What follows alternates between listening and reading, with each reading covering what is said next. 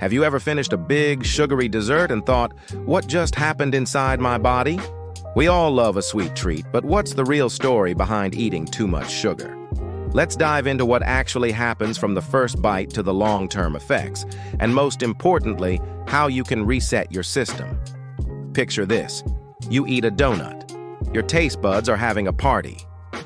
This sends a signal to your brain's reward center, releasing dopamine, which is why sugar feels so good and, frankly, a bit addictive. But while your brain is happy, your digestive system gets to work. The sugar is broken down into glucose and fructose. Glucose enters your bloodstream and your blood sugar levels spike. To handle this sudden surge, your pancreas springs into action, releasing a hormone called insulin. Think of insulin as a traffic cop. Its job is to direct the glucose out of your blood and into your cells for energy. This is a normal, healthy process. But when you eat a lot of sugar, it's like rush hour traffic hitting a small town. Your pancreas has to work overtime, pumping out tons of insulin to manage the glucose chaos. Now, your cells have a limit to how much glucose they can take in. Once they're full, the leftover glucose needs to go somewhere. So insulin directs it to your liver. The liver can store some glucose as glycogen for later use, kind of like a backup battery, but the liver's storage space is also limited. What happens when it's full? The liver converts the excess glucose into fat. This fat can be stored in the liver itself, which can lead to issues down the road, or it can be sent out into the body and stored in your fat cells. Yes, that's right. Excess sugar literally turns into body fat. Meanwhile, what about the fructose part of the sugar? Unlike glucose, which your body's cells can use, almost all fructose is processed by the liver.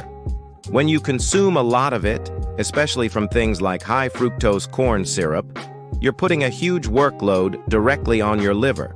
This can also contribute to fat production and other liver-related problems. Okay, so that's the immediate aftermath, but what about the crash that comes later? After that big insulin spike clears the sugar from your blood sugar levels can drop rapidly, sometimes even lower than they were before you ate the donut.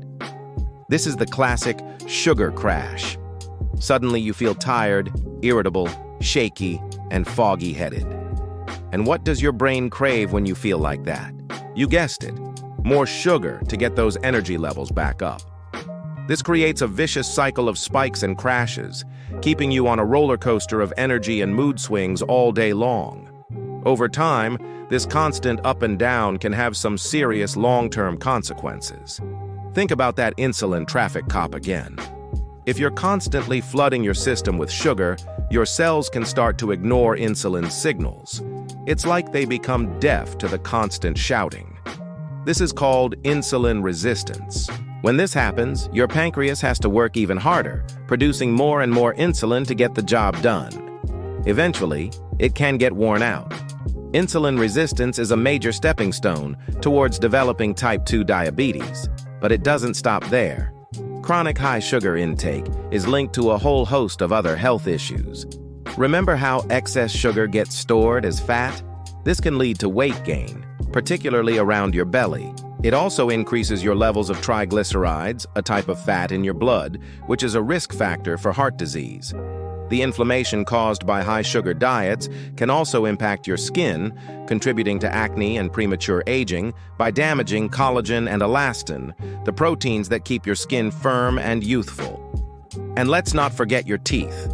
The bacteria in your mouth love to feast on sugar, producing acid that erodes your tooth enamel and causes cavities. Even your brain isn't safe. Studies suggest that high sugar diets can impair cognitive function and memory, and may even increase the risk of mental health conditions. That feel-good dopamine hit becomes less effective over time, meaning you need more sugar to get the same pleasant feeling, which is the hallmark of addiction. So it all sounds a bit scary, right? But here's the good news. Your body is incredibly resilient. You can absolutely turn things around. Let's talk about how to fix it and break the sugar cycle. First, don't panic or try to go completely cold turkey overnight. That can be really tough and set you up for failure. A more sustainable approach is to gradually reduce your sugar intake. Start by identifying the biggest sources of added sugar in your diet. Are you drinking sugary sodas, juices, or specialty coffees every day? This is the easiest place to start. Swap them out for water, sparkling water with a squeeze of lemon, or unsweetened herbal tea. Liquid sugar is particularly bad because it gets absorbed super fast, causing a huge blood sugar spike without making you feel full. Next, become a label detective. You would be shocked at where sugar hides. It's in bread, pasta sauces, salad dressings, yogurt, and seemingly healthy granola bars. Look at the ingredients list for words ending in O's like sucrose, fructose, and dextrose, as well as things like corn syrup, agave nectar, and cane juice. Pay attention to the added sugars line on the nutrition facts panel. Your goal is to keep this number as low as possible. Instead of reaching for sugary snacks, focus on whole foods. When you feel a craving, grab a piece of fruit.